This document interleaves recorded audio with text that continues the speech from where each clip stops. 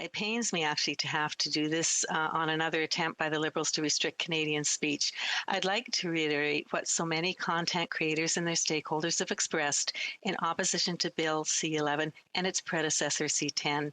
No matter what the Liberals claim, this bill is a near carbon copy of C-10 and represents a direct assault on the free speech of every Canadian. That simple fact outweighs any supposed benefit of the legislation, which is why I feel it needs to be stopped. I had previously spoken on Bill C-10 in the last Parliament. That was before the Liberals decided to vote against aspects of their own legislation in order to target the free expression of average Canadian content creators. At the time, I spoke about the shortcomings of the bill and how it does not succeed in making the changes to our broadcasting system that are needed to ensure that who we are and what we say and how we say it within Canada and to the world is available going forward. The pandemic amplified that need. We've all spent more time indoors during the pandemic, and without a doubt, more time with family in front of a TV and computer screens cemented the fact that our media landscape has changed forever. Canadians have changed how they gather information and find entertainment. They've also come to realize that there are no limits on the opportunities to choose where they go for their content. Looking at this bill in its present form, I think the Liberals fully understand this new reality. That's why they felt the need to take it in the concerning direction that we see today.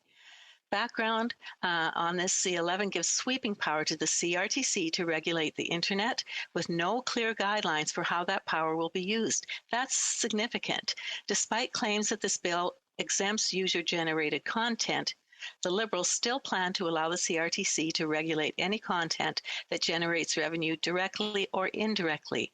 That means virtually all content would still be regulated, including independent content creators earning a living on social media platforms like YouTube and Spotify. In fact, YouTube has been critical of attempts to force feed Canadian content, which Canadians might choose to not watch. 90% of Canadian YouTubers' revenue comes from beyond Canada. A video's poor performance within our borders will translate into reduced distribution around the world, threatening an industry which contributes $923 million to Canada's GDP. This isn't a surprising element of the bill. In the last Parliament, the Liberals voted against the section of C-10 that would have at least partially exempted individual users who upload videos to social media sites like YouTube and Facebook from CRTC regulation.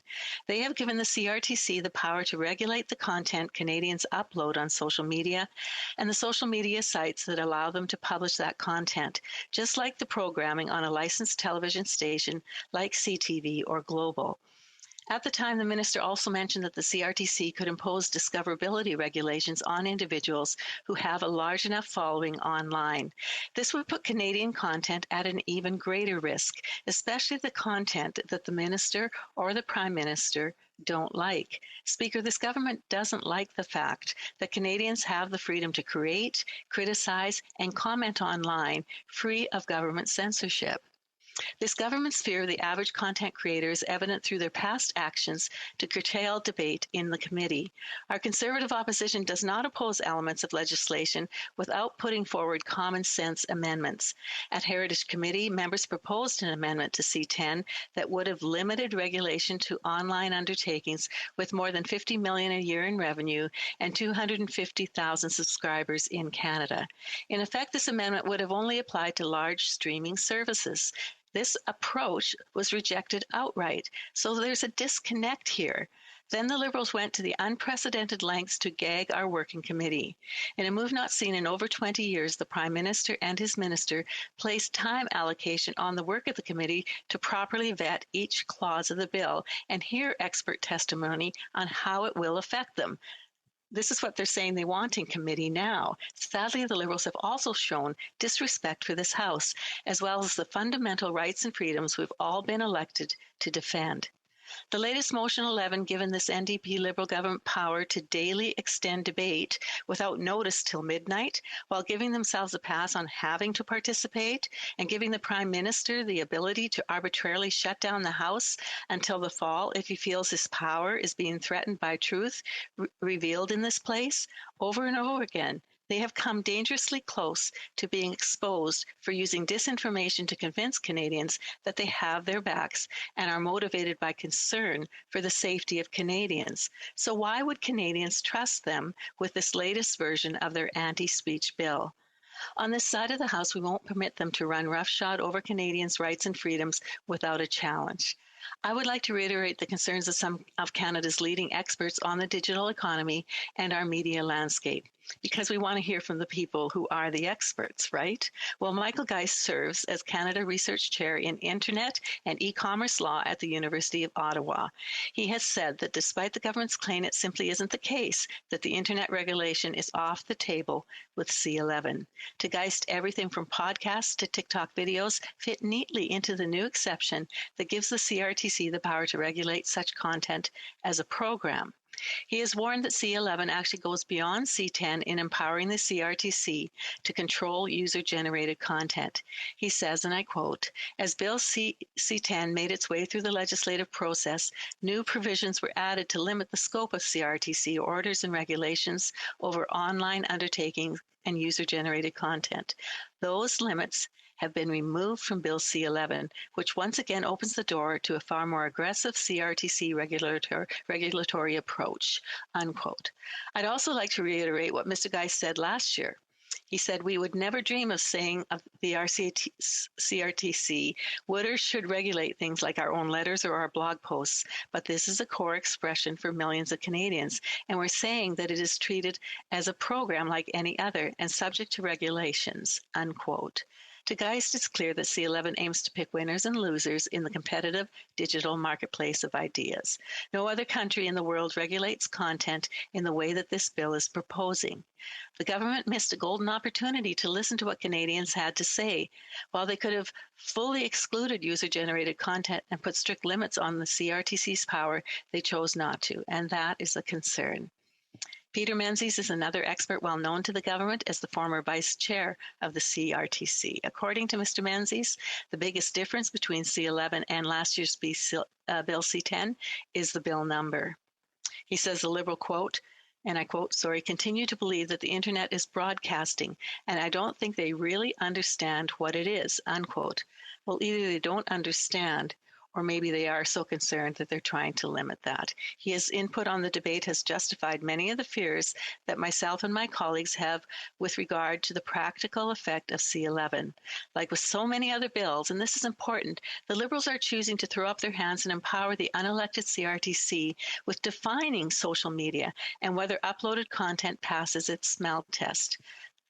That shouldn't be their job. Canadians could attempt to hold the CRTC accountable for their decisions if there were public records of their meetings, but according to Menzies, no minutes of their meetings are kept. As a former commissioner, Mr. Menzies knows the mandate of the CRTC better than most anyone. Speaker, the CRTC does manage speech.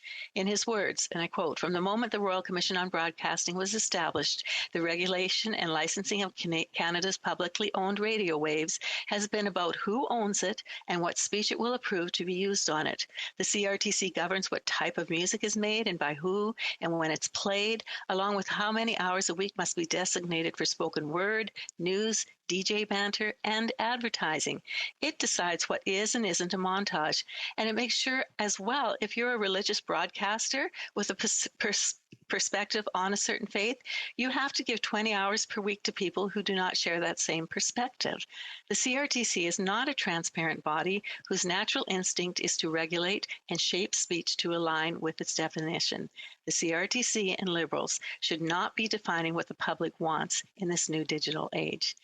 Speaker, Conservatives support creating a level playing field between large foreign streaming services and Canadian broadcasters and championing Canadian arts and culture. We have made that clear. However, we do so without compromising Canadians' fundamental rights and freedoms. There's a poison pill here. This bill is flawed in many ways. It's clear that the Liberals are caught between their own hunger to control thought and speech and their inability to grasp the sheer scope of the media landscape that grows by the day. C11 is clearly an effort to stifle inconvenient speech in a digital world that the Liberals do not control. They do not want Canadians to make informed choices for themselves and do not want to protect their freedom to create content that showcases the best of that our amazing country has to offer. And we have to go to questions and comments. The Honourable Parliamentary Secretary to the Government House Leader. There's no part of that speech that is true. Is near the. There's no part of that speech, Madam Speaker, that's true. It's completely fabricated. Like the member spent a lot of time talking about user-generated content, like many members from the Conservative Party have, but there are several sections of the bill that seek to make sure that user-generated content is protected. Sections 2.1, 2.2, 2.3, Section 3 sub A, Section 4.1, 4.2, 4.3 subsection 3. Has the member, to the point of the member from New Westminster Burnaby, has the member actually read the bill, and is she aware of those sections that attempt to make sure that we protect user-generated content? The Honourable Member for Yorkton Melville. Thank you, Madam Speaker. And you know what? The reality here is that this government has had to backtrack and then come forward again, and they put little poison pills into their bills that are not acceptable to Canadians. Canadians are very aware that this government is afraid of average people expressing their views and sharing their creative work. Controlling speech in the new world of communication is a means to protect the platforms they currently reward and communicate their ideology through. Commentaire, l'honorable député de Longueuil. The Honourable Member for Longueuil, Saint-Hubert. Well, I just can't stand it anymore. I'm sorry, I give up. I give up. If we adopt C11, Canada will become a dictatorship. There will be the thought police. No one will be able to publish anything anymore. No artists will be able to be creatives anymore. There won't be any more creative films.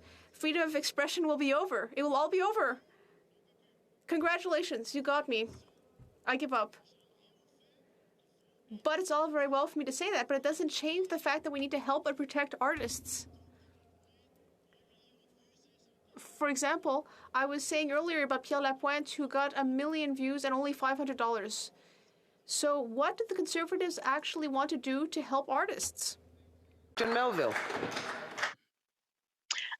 I said in my speech, and this is the truth, that I absolutely support creating a level playing field between large foreign streaming services and Canadian broadcasters and championing Canadian arts and cultures. There are multiple ways to do that, and having the CRTC have the authority that it is being given without clarity and without checks and balances is not in favor of our own Canadian arts and culture. I have children of my own who are very engaged in this field, and believe me, I understand the dynamics. However, this bill has issues and needs to be incredibly improved, if not scrapped and started over, so that we, and I know there's frustration on the fact that CRTC has not been improved for very, very many, many years. But the issue is that this is not the correct bill. And that's what happens is this government brings forward a statement that reflects what they want people to understand they are moving towards.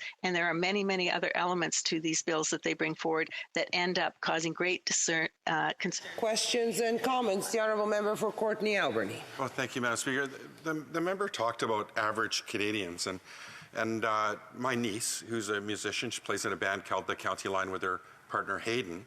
I wouldn't call her average. I'd say she's above average. But she just posted that her first concert is, after 2 years, is going to be on the 14th of May. And, for 2 years, she hasn't earned revenue as a musician. And in the meantime, Netflix revenue has gone up 22%. And, we heard the member's speech. We heard the member before try to say that this is going to help track people, the government tracking people's cell phones. Now, clearly, if anyone read the bill, there is no way that the government can track people's cell phones. It's not in the bill. And I'm deeply concerned about the Conservatives not bringing forward real solutions. If they actually support our artists in Canada and want to stop the economic leakage, what is it that they want to see change? Why are they continuing to be the gatekeepers for the big web giants? The honourable member for Yorkton Melville. Thank you, Madam Speaker. And first of all, I do not believe I heard my colleagues' statements, and I don't believe that's what was being said.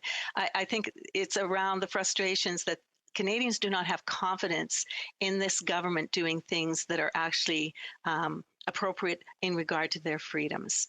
And the second thing is, I totally agree with having the big providers pay their fair share, and that needs to be done. I have young people as well that are involved. There are many young people who are finding ways to become very efficient and profitable online, and we have to give them those freedoms as well.